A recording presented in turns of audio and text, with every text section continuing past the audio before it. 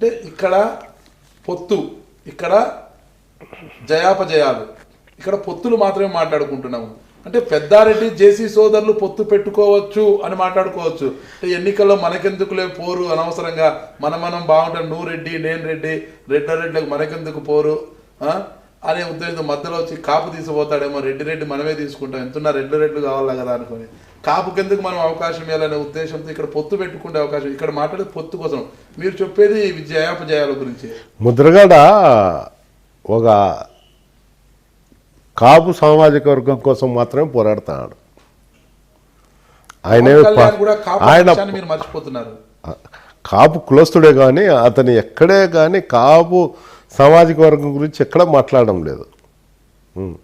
మీరు చెప్తున్న మీ నాయకుడు అధికారంలోకి వస్తే ఆయన ఎలా చేస్తారు?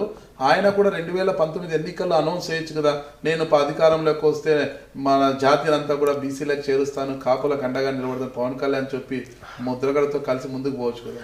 అతను పోయినసారి టికెట్ కూడా తీసుకొని ఎలక్షన్ చేయలే, మళ్ళీ అతను పార్టీ పెట్టి చేసేదే ఉంది.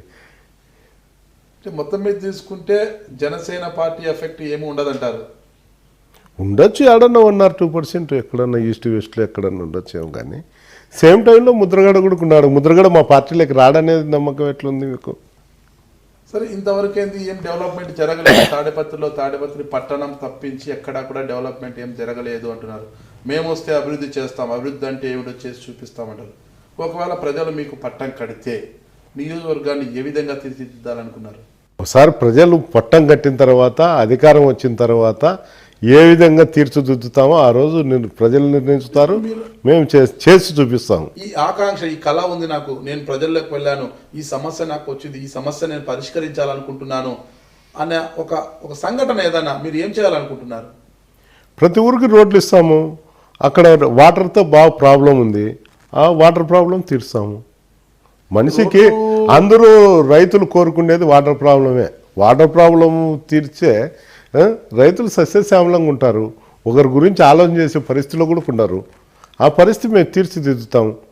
ఇప్పుడు వరకు యాడికి కాలువ దివంగత నేత రామారావు చెప్పినప్పుడు కాలువ తీసిండేది, రాజశేఖర్ గారు అంతో ఇంతో డెవలప్ చేసినారు. ఈరోజు అక్కడికి పోకోకుండా డైవర్ట్ చేసి చాగళ్ళకు తీసుకొచ్చి అతను పొలం పండించుకుంటున్నాడు. ఏ రైతును అతను రైతు బాగోగుల కోసం ఏం చూడలేదే. అతను 300 ఎకరాల భూమి పెట్టుకొని ఆ భూమి కోసం చూస్తున్నాడు. పెన్నా నదికి అడ్డుకట్ట కట్టినాడు దివాకర్ రెడ్డి గారు. అంటే పెన్నా నదికి అడ్డుకట్ట కట్టి 300 ఎకరాలు సాగు చేస్తా అంటే ప్రజల పక్షాన మీరెందుకు పోరాటం చేయడం లేదు?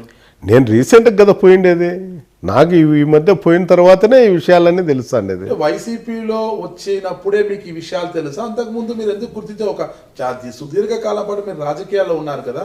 అంటే దివాకర్ రెడ్డి వాళ్ళు ఏం చేస్తున్నట్టు ఒక ప్రజల పక్షాన నిలబడి ఎందుకు మీరు పోరాటం చేయలేదంటే ఈ రోజే పోరాటం చేయాలని ఒక లక్ష్యం ఎందుకు పెట్టుకున్నారు? అక్కడ ఆల్టర్నేటివ్ లీడర్ ఉన్నాడు, మనం పోయి అక్కడ చేస్తే కన్నా మాకు విభేదాలు ఉంటాయనేది కింద మేము అక్కడ చేయడం లేదు. పార్టీలకు అతీతంగా మీరు ఎందుకు పోలేదు? అక్కడ పబ్లిక్ లీడర్లు కూడా రావాలి కదా. అక్కడ మా పార్టీ నాయకుడు ఉన్నాడు రామరెడ్డి అన్న. పార్టీ నాయకుడు ఉన్న ప్రజల పక్షాన మీరెందుకు ముందుకు పోలేరు ప్రశ్నించేందుకు? ఇప్పుడు పోతాము అని చెప్తున్నాను. ఇప్పుడు పార్టీలోకి వచ్చిన తర్వాత మీ స్వలాభం కోసం వెళ్ళడం కాదు, ఆ రోజు ప్రజల పక్షాన ఎందుకు నిలబడలేకపోయారు? ఆ రోజు మా నాయకులు అక్కడ ఉన్నారు కాబట్టి మేము పోలేకపోయినాం, అంతే తప్ప పోయి మేము చేయలేక కాదు, ఇంకోటి కాదు. అక్కడ ఉండే నాయకునికి ఎప్పుడన్నా కానీ మా అధ్యక్షులు చెప్పేది ఏమంటే, ఆ కాన్స్టిట్యూషన్ పరిధిలో ఉండండి, ఈ డిస్టర్బెన్స్ పెట్టుకోవద్దండి అని చెప్తుంటారు. అన్యాయం అనేది జరుగుతున్నప్పుడు ప్రశ్నించే హక్కు ప్రతి ఒక్కరికి ఉంటుంది. ఇది పార్టీలకు ఇంకొకరికో ఇది సంబంధించినది కాదు. అన్యాయాన్ని ప్రశ్నించే ప్రతి వాడు నాయకుడే. అలాంటిది మీరెందుకు చేయలేదు? అక్కడ అవసరం లేదు, నా అవసరము. ఈరోజు నేను అక్కడ పోయినా నా అవసరం ఉంది అక్కడ ప్రజలకు కానీ, అక్కడ ఉండే కార్యకర్తలకు కానీ, నాయకులకు కానీ. అందువల్ల అక్కడ చూస్తానండి. నేను మీ పెద్దారెడ్డిని, వైఎస్ఆర్ కాంగ్రెస్ పార్టీ లీడర్ను. మీరు చూస్తున్నారు ఐ డ్రీమ్ న్యూస్.